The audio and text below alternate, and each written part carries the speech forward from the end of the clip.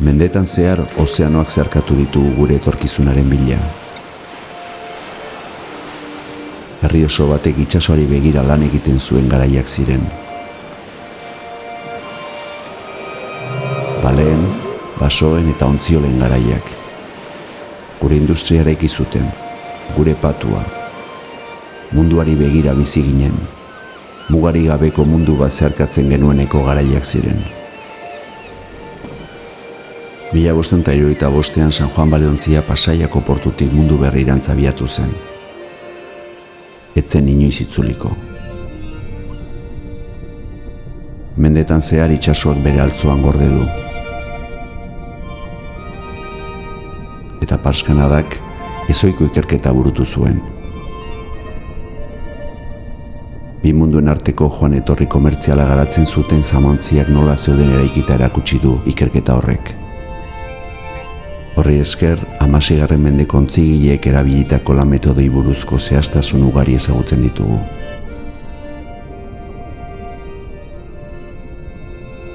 Hain da garrantzitsua San Juan Baleontzia, gaur egun urpean dauden munduko itsasontzi guztien ikurra bilakatu dela.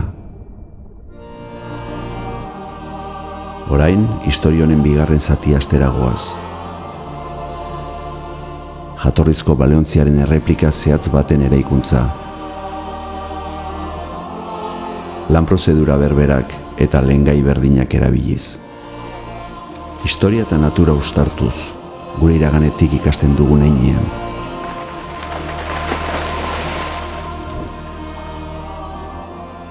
Bere jatorrizko portu berberan, Pasaian, Euskal Kostaldearen bihotzean. Ahaztutako ezagutzari hats berria emanez. Iraganeko artizautza berpiztuz.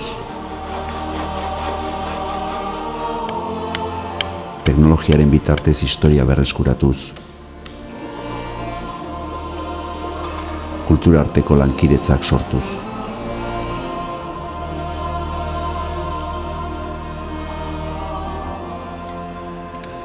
Denok parte hartuko dugu amets baten eraikuntzan.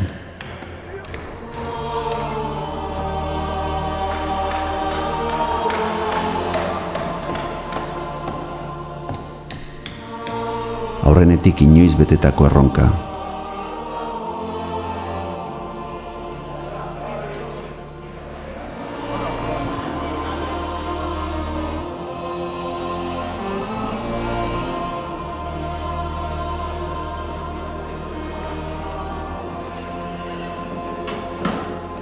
Gizarte osoari zabalik dagoen prozesua.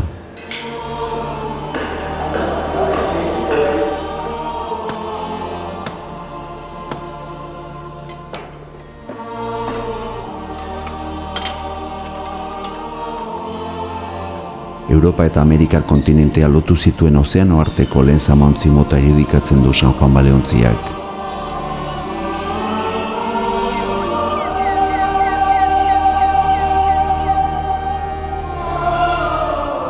Etorri Pasaiara eta izan zaitez lekuko.